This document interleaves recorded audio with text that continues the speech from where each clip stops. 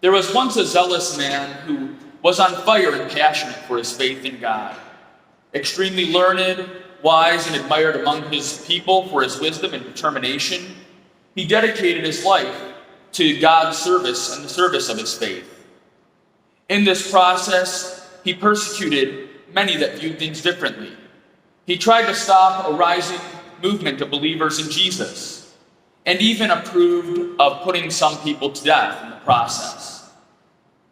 The man I'm speaking of is St. Paul.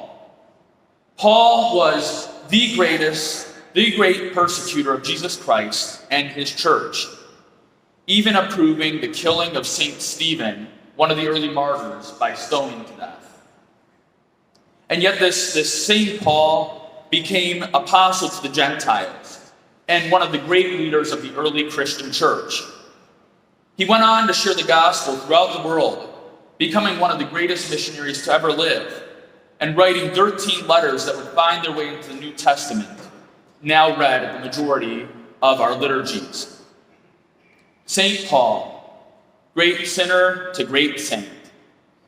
How is this conversion possible?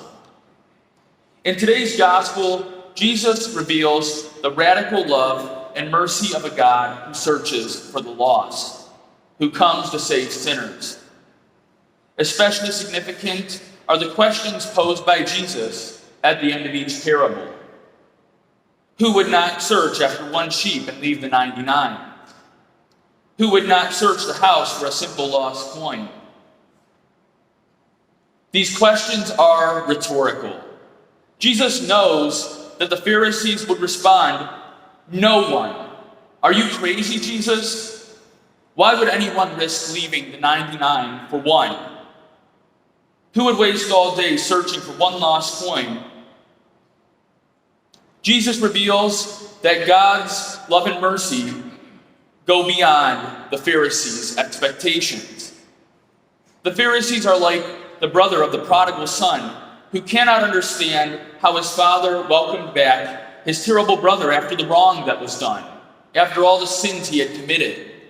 He wondered how his father could be so accepting and so merciful. And like the Pharisees, none of us can fully comprehend God's love and mercy. It's unearned, freely given.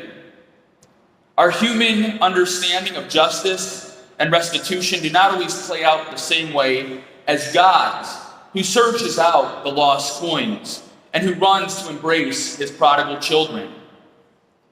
The heart of the matter for Jesus is to reveal the merciful and loving nature of a God who wants to transform sinners into saints.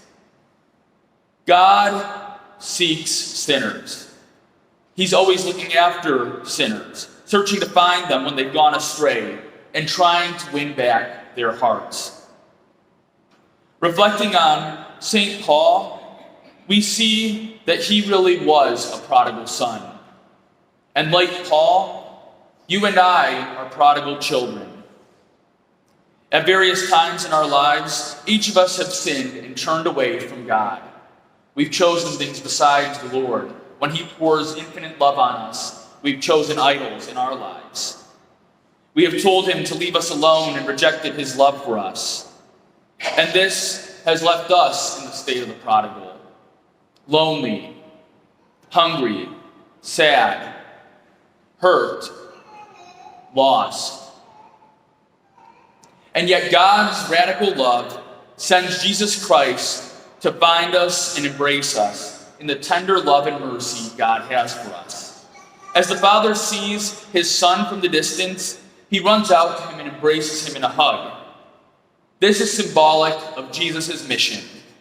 He has embraced human beings, sinners, in a hug of mercy and love. All of us are in God's loving care. God searches for us, even when we do not look for him. He nudges our hearts in hope that we might sense his presence, repent, and accept mercy, which will transform us, convert us from sinners to saints. So this leaves us, God's mercy leaves us with two tasks. Accept God's forgiveness and try to mirror God's forgiveness by how we live, by sharing forgiveness with others. So first, receiving mercy. Maybe our sin has us far from God, or maybe we've been hurt by others, which has led us down the wrong path. We need not despair. God searches with great love and wants to heal your heart. If you are in a place of darkness, reflect on God's love in this gospel throughout this week. If you need forgiveness, seek out a priest for confession and accept God's love and mercy. He wants you as his child. And second, we then are called to offer forgiveness, to be a forgiving people. Who are the lost sheep and the lost coins that we have written off? The people we've discarded, who we think are beyond redemption. Who do we need to forgive? Sometimes people have been deeply hurt and aren't able to forgive because of the damage done. Maybe someone has hurt us deeply. This might be the time to try and forgive. Ask God to help you in the process of forgiving deep wounds. It might take time, and that is okay. And also know that forgiveness does not mean putting yourself in a situation where you will be hurt again, nor having contact with someone that is dangerous. But it means allowing God to forgive them, allowing yourself to give them the freedom to go to God for mercy, and allowing your own heart to be free. And we also experience the more typical everyday offenses that are committed against us and which we are called to forgive. Perhaps family tension among siblings who no longer talk as adults for whatever reason.